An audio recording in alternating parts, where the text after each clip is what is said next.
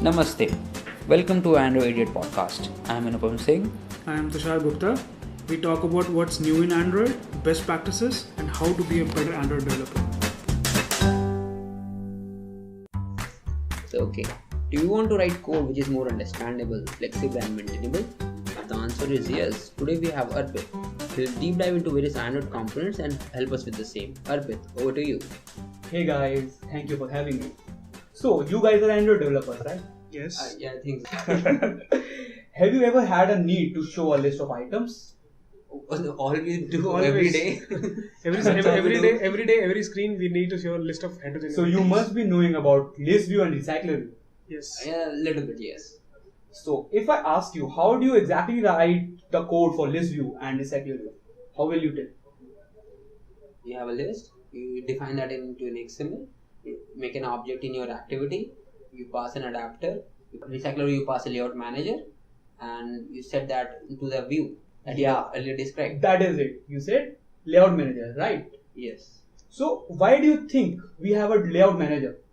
What was the thinking behind making a layout manager? Can you guess? Manage the layout.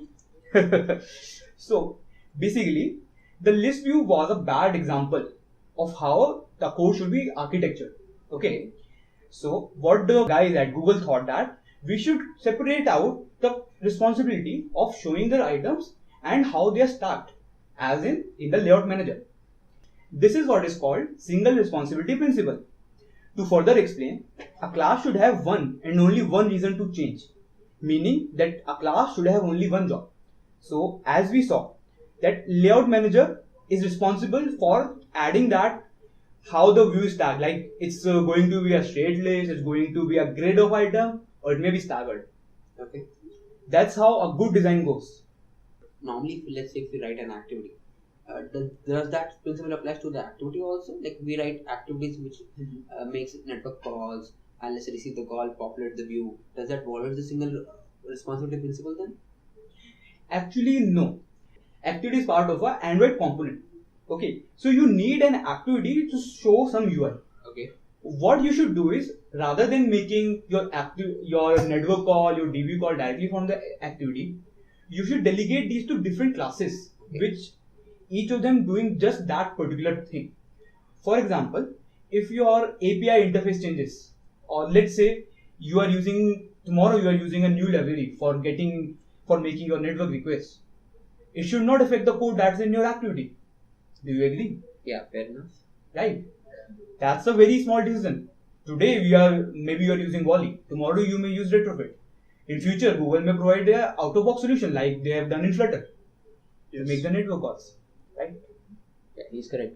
So that's why you should separate all your single responsibilities, single point of changes in different classes and different objects. Okay. Talking about showing items in a list, let's say, how do you show, if you have a heterogeneous list of items, how will you add another template? Yeah, so this is a bit of a task. We always have to add an item type in view holder. Then for every single item you have to add, there are always switch cases to be added in various places. In create view recycle and in bind view. Yeah. So that's a bit of a task. So, with the modification of a list view, where we had only a get view function, Yes. we have 3 functions right now. But still, we have to add, when we are adding a new view, we have to add code at 3 places. Then you even have to make a new view holder, right? Yes. That is a bad design from the Android side. A recycler view adapter, it's a lot of work when you are adding a new thing. Just to give you a good example, when you are making a custom view, how easy is that? Do you have to write it somewhere? Do you have to register it? No. Do you have to mention somewhere that you have written this view, or do you have to typecast it when you are adding it to some linear layout in your XML? No. Or when you are adding or removing childs? No. No, it's out of the box. That's how good design works. A good design says that objects or entities should be open for extension but closed for modification. Okay. And this is called open close principle. That's good. Yeah, but recycler view has its own challenges and custom view has a different usage, right? So you're not proposing a solution here, We are just discussing that these What two is are good and what is bad. these are two different examples. So they improved upon, say, from list view to recycler view, but recycler view still has some little bit of problems. Yes. It is awesome, but it still has some problems. Yeah, that's why you see a library called recycler view on steroid, super recycler view coming out day and day again on GitHub. That is true. We're waiting for yours also.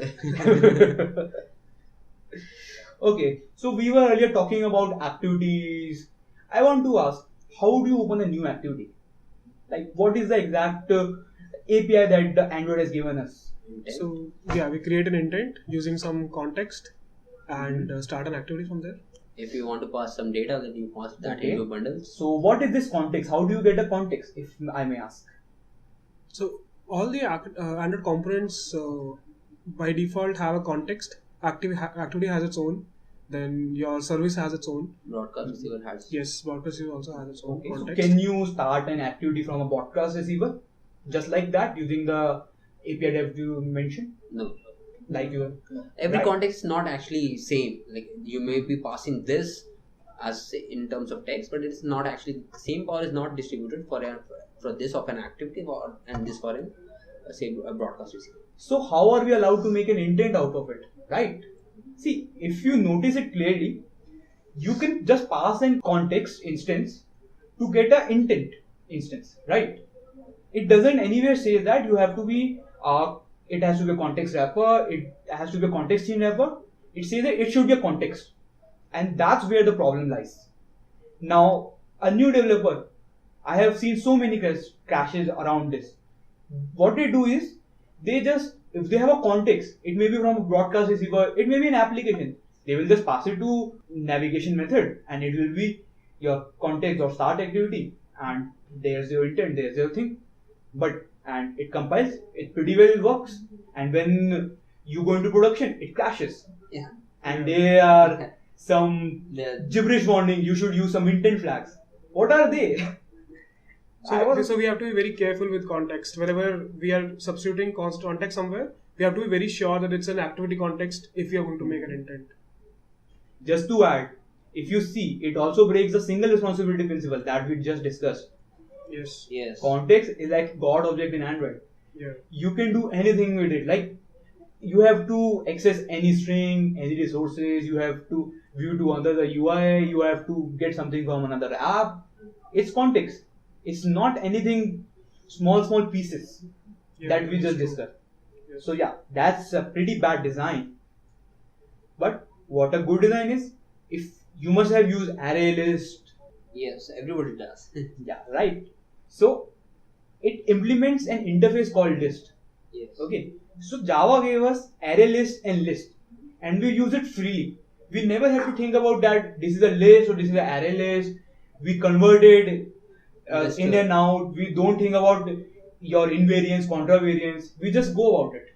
That's how the API is of a list interface. You don't need to know that it's an array list or it is a linked list when you're using a list interface. And you can easily substitute your list type signature with array list and come up with the same functionality. You don't need to do anything else, right? Yeah. Okay. And that's the underlying problem with the context. You cannot use the same context in the actual context. Yes. Yeah, right. What I mean to say is, like, you have an activity, as you already mentioned, context is different for an activity and say broadcast receiver and a service, and they're not interchangeable as easy as it is for array list and a list. So yeah, so this takes us to another principle, that is Liskov substitution principle. It says that you must be able to substitute a derived class for their base class. Oh. Okay. So for context, this Liskov substitution principle is broken, right? In some sense. Yeah. In every sense, not exactly in some sense. Yeah. It is broken. Yeah. The API is all broken. You don't understand what you have to pass and how will it work. And worst part is it comes out in runtime crashes. Yeah. So let's move towards another example. Do you guys have a login screen in your app? Do you guys believe in authentication, keeping the user's data safe? Not exactly user data safe, but yeah, in login. Yes. Yeah. So there must be a designer and a product manager in your company saying that this email should hold this regex. You should have this error when this is going like this, and when the user has entered this and that, and it should be 10 characters long, there should not be any at the rate. Yes, You know, we have a lot of You constraints. have designers like Not that. exactly in that accent, but yes. Oh. How will you update UI when user enters in a text field, like on a login screen or maybe during a search? What is the API provided by Android for us? Text Watcher. I guess we all use Text Watcher for Yeah, that. and with that we have a lot of methods to implement in Text Watcher. Mainly three. Like the And- text is updated, text is updating, and Yeah. text will. Okay, so have you every time use all three methods when you have used a text watcher? Not majority of the time we use after text change only. Yeah. Okay, so you only had to use only one method. You wanted to do something when the text has changed, but you have to implement two more methods, right? Yeah, unfortunately, yes. So they must be lying empty in your classes and doing something goofy around there, right? Yeah, most of the time. Yeah. So that is a bad design. Come on, Android peeps. This is too simple to solve. To give you a counter example, let's look at how do you implement a click Yes, we have it on click. and how do you implement a long click. We have a long click. We have long click. Yeah. And how do you implement a swipe. We have Yeah. on fling. Yeah. So we have three interfaces for three different actions. We don't have like a one god level interface that says I am an event handler. I do on click, I do on long click, I do on flip, I do on whatnot. No. We have three different interfaces for three different things. And a client is supposed to implement only that thing that he requires. He is not forced to implement other things like I have not yet changed. Do you want to change me? Yeah, I am a text over here. No. So this is called interface segregation. Is it somewhat related to single responsibility principle? Yes, you can say that. A client is only supposed to do also what that he wants to do, not other things. Like if you have an API that should be only doing only one thing, same way a client should only not be forced to do other things that it doesn't want to do. Let's say if your client is implementing three methods today and using only one, and tomorrow you change the signature of your second method. Now what will happen? Got it. That client has to change its signature At every and it single still is not using it. Yeah. So that's a lot of wasted time on a coder's effort just to make things more compatible. Got it. Okay. So therefore, a client should never be forced to implement an interface that it doesn't use. That's what interface segregation principle states. Let's discuss about app architectures. So we have a growing craze about MVC, MVP, MVVM. Have you used any of this? Like I personally use MVP. I guess Tushar, you have used MVVM. Yeah, I'm very much familiar with MVVM. Google is also pushing MVVM with Yeah, the new app with components. new R components. Yeah, right. So what's the rationale behind using these architectures? Like how do you segregate things? How does your dependencies flows? So as we discussed, if the single responsibility principle. So we have different layers in our architecture which are responsible for their own work. So in MVVM we have view, view model, and a model. So my view only knows about view model. My view model only knows about model, and that's how they communicate between themselves. Okay. So let's say you have to make an API call. Okay. So you have a click on a button on the view, and that means you have to make an API call from your model or the data repository layer. Yeah. Okay. So how will that flow in your code? So in my code, it will flow from view to view model and then to model.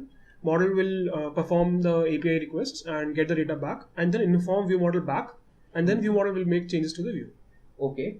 And how will the view model know which data repository to use over here? Or how will the view know which VM to invoke? Okay. So this is where every developer gets stuck. They don't know how to pass these things around.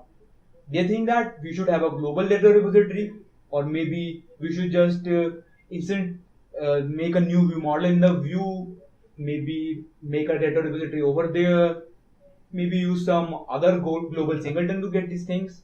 But no, that's not the way to go about it. You have to divide your code into layers. When you are invoking a method of view model from your view, that view should know how a view model is, right? Your view model does not need to know how a view will work. Only your view should know how a view model will work. Yeah. Okay. And for that, you will need to implement an interface of your view model. Yes. So you are getting me. Your view should only know about the interface that a view model should implement. Yeah. So in your views class, you will have an interface defined and you are using its methods. Yeah. And in your view model, you will import that interface, implement it, and then do what you want to do with maybe the data repository or other things. Yeah. So that's how you make your dependencies flow. So most of our dependencies are generally based on abstractions, right? This is what I think you meant. Yeah. To give you a benefit of abstraction, it helps you make test doubles and fakes. For example, if you have a view model interface in your view, now you are testing that activity. Okay, what will you do? Can you make you have a method called init and it makes an instance of a view model and then it does its stuff. Now you want to test that method. What will it do in your test class? Will it again make that view model? Will it make that concrete implementations instance?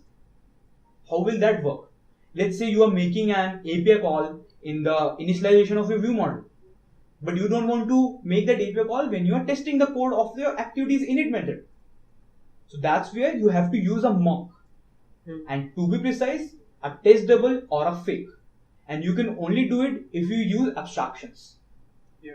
So if you have an interface in your activities init and your view model is just implementing that interface, during the test you can mock that interface in your activities init method and voila, it just works.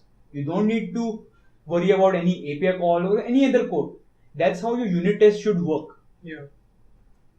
This is how you turn around your dependencies on compile time. At the runtime, your activity will call view model and your view model will call data repository. But at the compile time, your activity will not know about view model. It will only know about that interface, that abstraction. And your view model will not know about your data repository. It will only know about an interface, which is an abstraction of data repository. Correct. So this is called dependency inversion. Okay, so it's another principle. Yeah, right. You got it right. So this is the fifth principle that we have discussed today. So is it something like the dagger we use for dependency injection? Dependency injection? Well, you got that right. So dagger enforces us to use dependency inversion.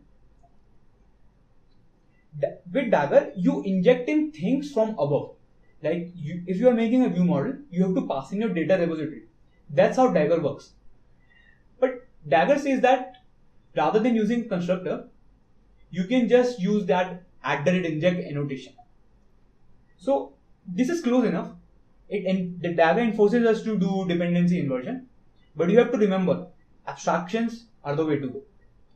To explain, dependency inversion principle states that entities must depend on abstractions and not on concretions. So how many principles did we discuss? I think around 5. Right. Yes. Yeah. First was single responsibility principle. Then was open close principle. And then we had Liskov substitution principle. Am I spelling that right? Yeah, it's a pretty difficult name to now, right? Then was very obvious interface segregation principle. I guess this is useful for everybody. Yes. Everywhere. And then the last one, which is very important, dependency inversion principle. Like we actually don't think about that even when we architect our app in terms of, let's say, MVP, MVVM. Yes. Now we have to keep this in mind. Is it following dependency inversion principle or not? Like that was very insightful for me, at least. So how do you remember these 5 principles? Because even pronouncing names is very Liskov something principle is difficult. So there is a secret about these. These principles are pretty solid. Do you guys get it? No. Just pick the first letter of all of these 5 and you will get S.O.L.I.D. Oh, simple. Okay. Nice. Simple responsibility, open, close, Liskov substitution, interface segregation, and dependency inversion. That is cool. Yeah. So SOLID is an acronym for these 5 object-oriented principles, and this is not a new term. it was compiled by Robert C. Martin, aka Uncle Bob, in the year of 2000, like 18 years back. The great minds were discussing these big things. All these principles, design patterns, these help you architect your code better. It makes your code more robust, makes it more modifiable, easily testable. You can refactor it anytime you want. Let's say you want to replace your DP implementation. Android recently came up with Room, right? Yeah. So everybody is in a rush to move to Room, but who will win the race? The one who has implemented their SQL database using the fine principles that have been in the industry from long time. Okay, that's correct. So that was very enlightening for me. Tushar, do you have any more questions? This 5 principles will definitely help me write better code. And that's true. That's true. Thanks, Arpit. That was a great session. We learned a lot today. I hope we'll use these principles in our day-to-day development and write better apps. Thank you for having me. Cheers. Cheers.